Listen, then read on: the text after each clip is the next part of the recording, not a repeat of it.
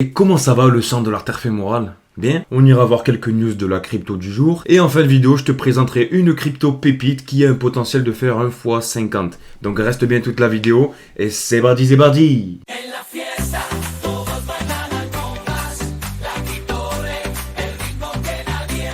On commence tout de suite avec l'ETF Ethereum qui, comme tu le sais, a été approuvé par la SEC. Donc on a eu une super nouvelle cette semaine. J'ai quasiment pas dormi ces jours-là parce que c'était une nouvelle incroyable sur le marché de la crypto. Mais comme tu peux le voir sur le titre de la vidéo, c'est pas encore gagné. Pourquoi est-ce que c'est pas encore gagné? Parce que même si les ETF ont été acceptés, étant donné que ça s'est fait subitement à la dernière minute, il y a plein de plateformes qui n'ont pas rempli toutes les demandes. Donc il y a encore un peu de paperasse à faire.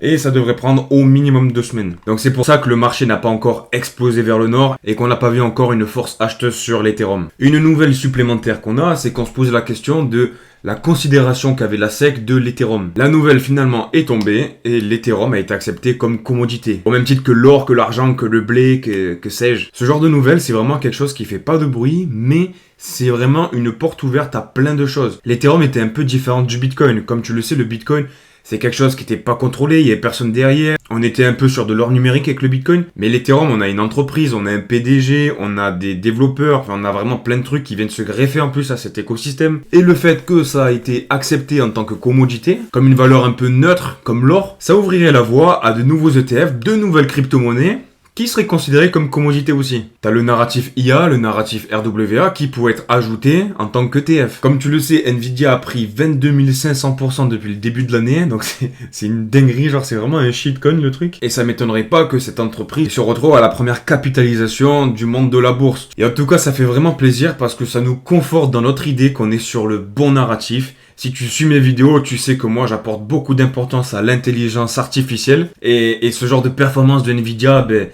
ça me donne le sourire parce que je me dis que tous ces mois de travail ont payé, on a réussi à trouver le bon narratif, à s'y mettre dedans, à rentrer au bon moment. D'ailleurs, si tu n'es pas encore investi dans l'intelligence artificielle, je te conseille d'aller voir ma vidéo qui parle de l'IA et dans laquelle je te donne 5 cryptos pépites qui vont performer de sûr pendant ce bull run. Vouloir faire 1 x 1000 pour risquer de faire 1 x 0, gros, ça peut être vraiment dommageable. Donc à ce stade-là, vraiment, va sur les leaders du narratif. Dans tous les cas, tu sais que tu vas prendre au moins des fois 10. On va se manger des fois 20, les gars. On n'est vraiment pas prêts. Il va y avoir un apport de liquidité de malade. Après, tu mets des 3 à 5% de ton wallet sur des pépites sur lesquelles tu crois, que tu as bien du or, que tu connais la communauté, l'équipe Docs. Je te dis pourquoi pas, tu vois. Ça dépend de ta stratégie. Je te conseille d'aller voir cette vidéo, mec. Et surtout de t'abonner si t'es pas abonné, hein. Je te vois petit coquin. On a la nouvelle IA d'Elon Musk, Grok, qui nous donne son top 5 crypto pour 2024. Je sais pas si tu te rappelles, mais dans une dernière vidéo, je t'avais fait le top 10 de ChatGPT. Pour moi, c'est une catastrophe. Il y avait que des shitcoins et des meme coins. Donc là, on va voir ce que ça donne. Je vais le découvrir en même temps que toi. Donc en première place, on a Ethereum avec 35%. C'est pas dégueulasse. Honnêtement, c'est pas dégueulasse. L'Ethereum, en plus, on est au bon moment pour investir. Du coup, j'aime bien. 35% pour le Bitcoin, ok, donc on est à 70% investi, donc là ouais, ça peut être ok, mais pour un gros portefeuille. Si tu veux faire un x10 par exemple pendant ce bull, que tu as 100 000 ou 200 000 euros, 35-35 Bitcoin Ethereum, ça me va. Par contre, si t'as un wallet à 1000 ou 5000 euros, frérot, ouais. Tout dépend de la stratégie que tu veux faire, gros. Les risques-rewards, c'est toujours lié. Genre, plus tu prends de risques et plus tu peux avoir des récompenses, mais plus, forcément, tu peux tout perdre. Et moins tu prends de risques, moins tu vas avoir de récompenses et moins tu perdras quand ça va chuter. J'étais full Bitcoin il y a de ça quelques mois, mais maintenant j'ai plus de Bitcoin parce que je pense que les altcoins vont surperformer le Bitcoin. On est là pour les gains quand même, le sang. Hein. Moi j'aime bien la technologie aussi, mais frérot, c'est pas ça qui remplit mon assiette, hein, tu connais. Ensuite, en troisième position, on a Solana. Solana a de bons potentiels, il y a plein de choses qui se créent dessus et tout, donc ouais, pourquoi pas. Cosmos, aïe. Cosmos, j'y crois plus. Honnêtement, j'y crois plus. À part pour recevoir des airdrops. En tout cas, le token en tant qu'investissement, ça n'a pas trop performé, les gars. On est même en négatif depuis l'année dernière. Donc, Ensuite, Cardano, c'est une catastrophe, ça, Cardano. Il est sérieux, lui. ADA, frérot, c'est un trou du cul. Tu regardes rien que le logo de Cardano. Attends, je vais te montrer le logo de Cardano, gros. À l'image du logo de Cardano qui ressemble à un trou de balle, Cardano, pour moi, c'est vraiment un projet de merde. Je suis vraiment un peu dur, les gars. À part le fait qu'on a le cofondateur d'Ethereum qui a créé Cardano, il n'y a pas grand chose qui s'est créé dessus, les gars. Je crois qu'il y a 0 DApp. Ça fait des années qu'ils sont là, et puis voilà, il n'y a rien qui se crée. Alors peut-être ça va arriver, ils vont me faire mentir, mais en tout cas, jamais de la vie je mets 1 euro dans ce projet-là. Après, tu fais ce que tu veux, gros. Je suis pas banquier, j'ai pas la cravate, tu connais. Du coup, Grok est un petit peu mieux que ChatGPT sur le wallet, mais ouais, c'est pas non plus très ouf, hein. Niveau investissement, ils ont encore des progrès à faire, les IA. Ensuite, les gars, ce week-end, on a Vivatech 2024. Je sais pas si vous comptez y aller. En tout cas, moi j'aurais bien aimé, mais je pourrais pas dans tous les cas. Donc c'est une conférence sur la technologie où il y a plein de nouveautés qui vont être présentées. Et notamment du coup dans la crypto-monnaie parce que c'est la technologie du futur. Forcément, il y aura des représentants. On a quelques petits projets français sympathiques. Moi, je suis un peu déçu de ne pas voir RLC. Tu sais, IEXEC, que je t'ai parlé déjà dans le top 5 des crypto-IA. Et ce qu'on peut voir, c'est qu'on a l'IA qui est toujours au centre de l'attention. Et il va y avoir pas mal de choses autour de l'IA. Et... oh, elle est charmante celle-là. En termes de chiffres des entreprises qui seront présentes à la Vivatech, on a 100 entreprises liées à la blockchain, au Web3 et au NFT. Et on a 300 projets liés à l'intelligence artificielle. Ensuite, comme on aime bien se réconforter, se dire qu'on est dans les bons narratifs, etc., je vais te montrer un tweet de Swan Market, qui est une crypto-monnaie dont le token s'appelle SMT. Je te ferai une petite présentation si ça t'intéresse. En tout cas, c'est un super projet avec un faible market cap. Comme tu peux le voir, ils ont partagé un tweet du directeur de management de BlackRock. At BlackRock, we believe that tokenization has the potential to drive a significant transformation in capital market infrastructure. On croit que la tokenisation a le potentiel de driver de manière significative l'infrastructure du market cap. Tu vois, ces actualités mettent en lumière le fait qu'on est dans les bons narratifs, on est dans l'IA, on est dans la tokenisation, les RWA. Avant de te présenter la pépite crypto, on va faire un petit point sur le marché. Donc comme tu peux le voir, Bitcoin a bien corrigé, on était au 72, on est descendu à 66. On a rebondi sur cette boîte de consolidation et puis on est reparti un petit peu vers le nord. Côté Nasdaq, S&P, marché traditionnel, on a eu une hausse d'à peu près, on a clôturé à 1%, donc voilà. C'est peut-être pour ça que ça reprend un peu de force, mais voilà, c'est pas grand chose en tout cas.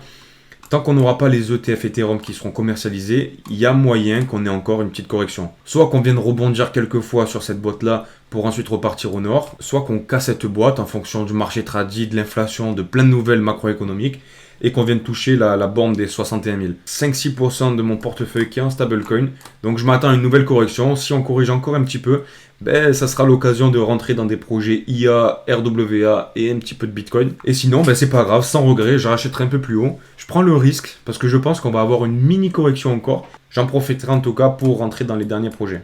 Concernant Ethereum, il a fait sa petite poussée, il est monté à 4000 et puis là j'ai l'impression qu'il est en train de nous faire un petit range, un petit bull flag des familles. Ça ne m'étonnerait pas qu'on range comme ça, tu vois.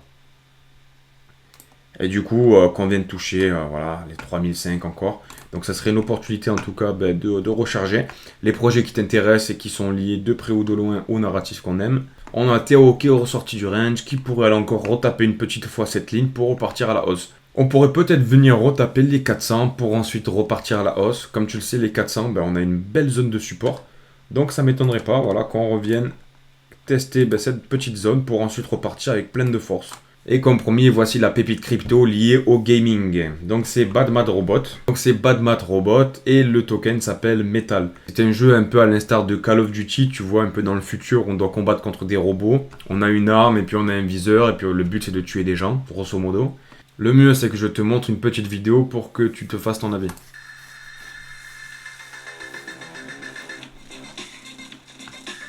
Les graphismes sont vraiment super bien faits. Pour un jeu blockchain en plus, je trouve ça vraiment ouf.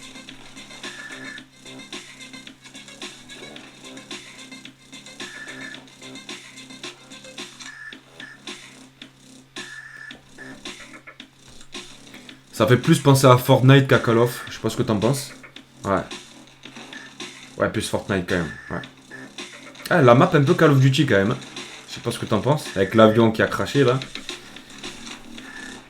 T'as compris le principe, c'est un jeu en plus qui sera gratuit, un peu à la Fortnite, et qui sera sur blockchain. Et on a un token déjà qui permettra d'échanger des équipements. Et comme tu peux voir, on a une belle petite communauté, on a 62 000 personnes, et il y a pas mal de gens sérieux qui suivent ce projet-là en plus. Mais moi, ce que j'aime bien dans ce projet-là, c'est qu'il est sur Immutable X. Immutable X, qui est une blockchain d'infrastructure liée au gaming, qui a un market cap de plus de 3 milliards de dollars. Donc pour moi c'est un gage de sérieux parce que IMX a une image à défendre et ils auraient pas pris un morpion tu vois sur leur blockchain. Genre il faut vraiment que le projet il tienne la route parce que du coup ils mettent en avant aussi leur image de marque quelque part. Donc quand tu vois qu'avec leur propre Twitter qui comptabilise 412 000 abonnés, ils ont partagé BadMadRobot il y a de ça 10 jours. J'en ai acheté à 0,040.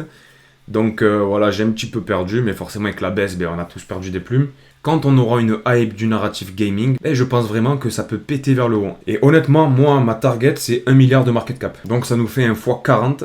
Donc tout dépend où est-ce que tu vas acheter. Donc voilà, en plus la courbe est plutôt pas mal, on a vraiment bien corrigé. On a eu un plus bas à 0,024, ça faisait un market cap de 17 millions à peu près. Donc voilà, si tu étais rentré à ce moment-là, en tout cas, ça te faisait un peu plus qu'un x 50. Là, au moment où je te fais la vidéo, ça varie beaucoup. On est à 25 millions, donc on est un x 40 jusqu'au milliard de market cap. Honnêtement, je pense qu'il va y aller, et en tout cas, je suis investi, donc on verra bien, seul l'avenir nous le dira. Encore une fois, ça c'est un projet sur lequel tu mets pas un gros montant de ton portefeuille. Moi, j'ai mis une petite position, et j'ai pas mal d'espoir en ce token-là, en tout cas. Donc c'est tout pour moi, j'espère que ce Crypto Daily t'a plu. Si t'es pas abonné, frérot, abonne-toi, lâche un like, laisse un commentaire, ça me fera plaisir de te répondre. Et je te dis à demain pour aller voir ma nouvelle vidéo que je vais sortir sur un top 3 des meilleurs cryptos sur l'écosystème Bitcoin. Donc voilà frérot, je te dis à demain, ciao.